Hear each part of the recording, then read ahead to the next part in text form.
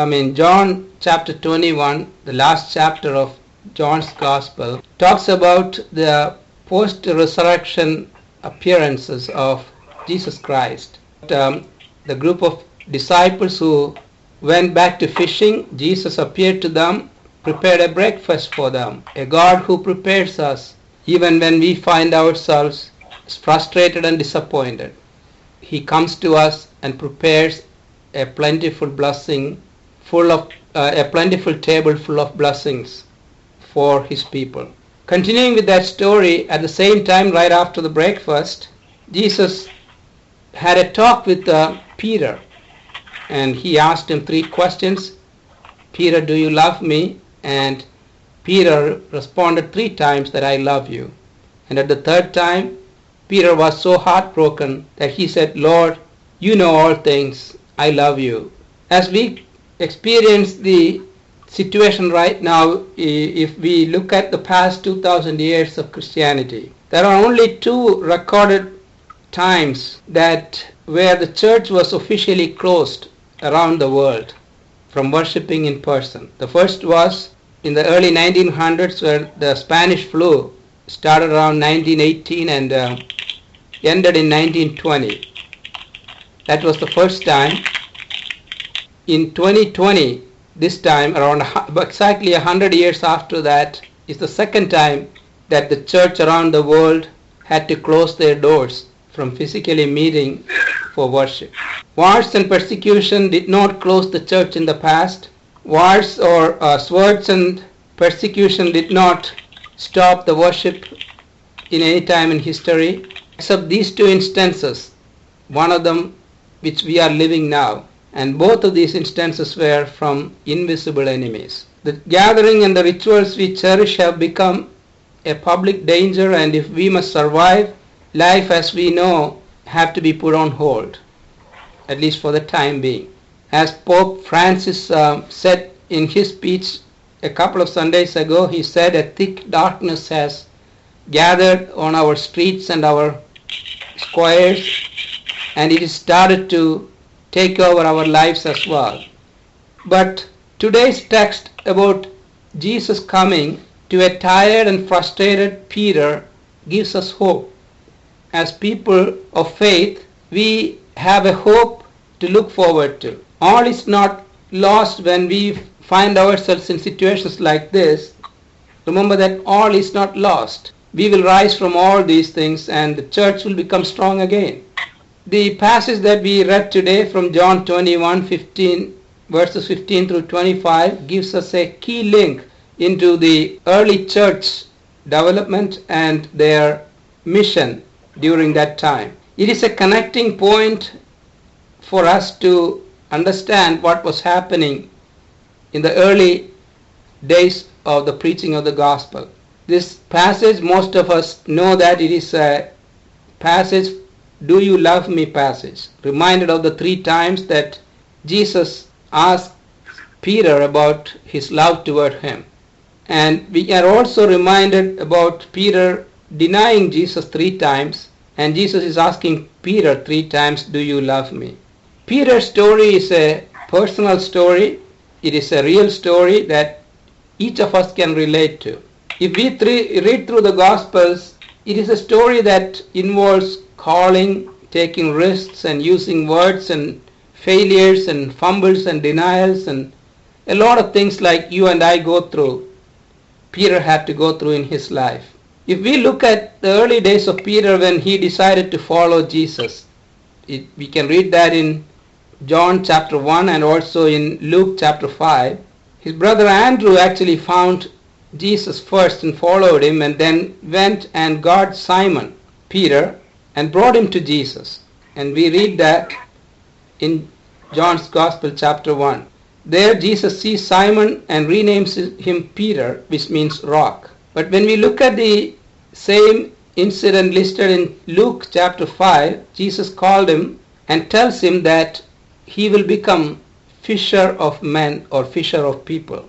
Since then, Peter took on the risk of his life, leaving his fishing business and followed Jesus. We know that Peter was an extraordinary disciple.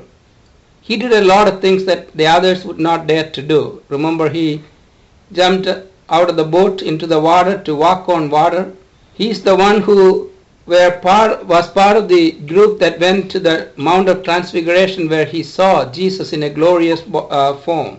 He also had a problem with his mouth, that he talks a lot. Sometimes it worked against him. And he said that Peter said that one time that Jesus was the Christ, the Messiah. When Jesus asked him, "Who do you say that I am?" He said, "You are the Son of God, the Messiah."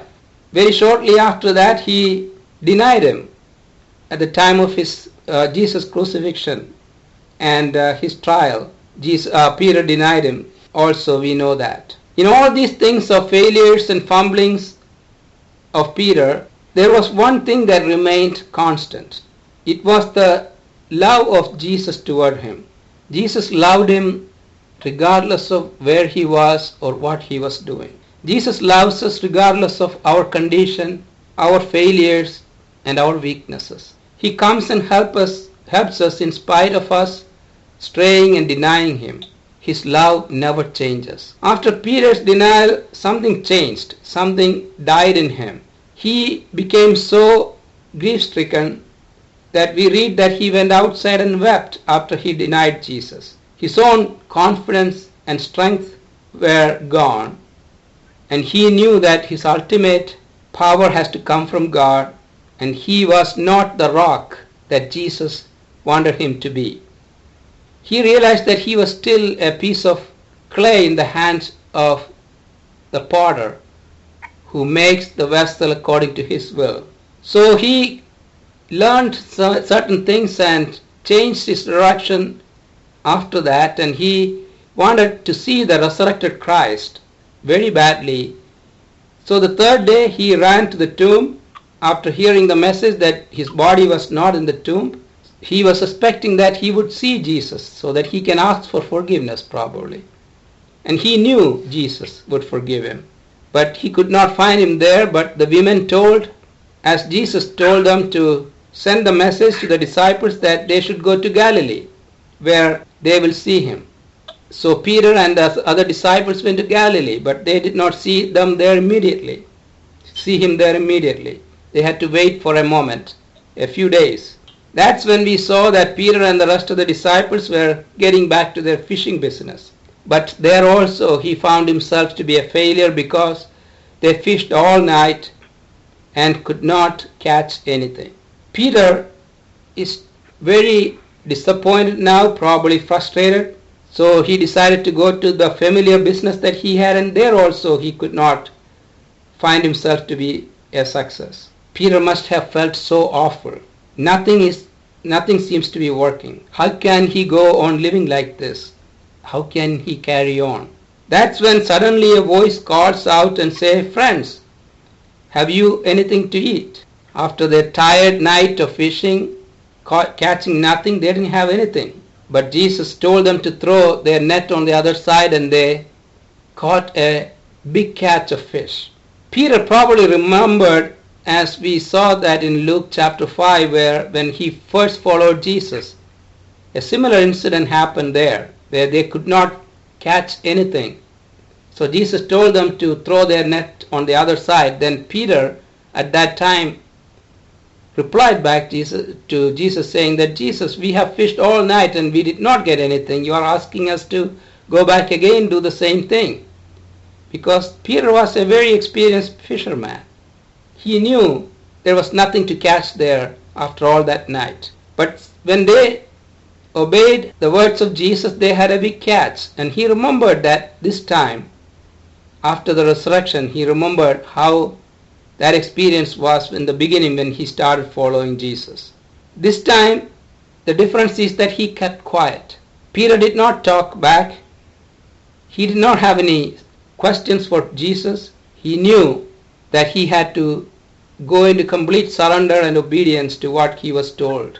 He was told in the beginning that he was going to be a fisher of men, of people. But when Peter decided to say nothing, or Peter didn't have any words to say to Jesus at this time, Jesus did not want to stop there. He wanted Peter to speak.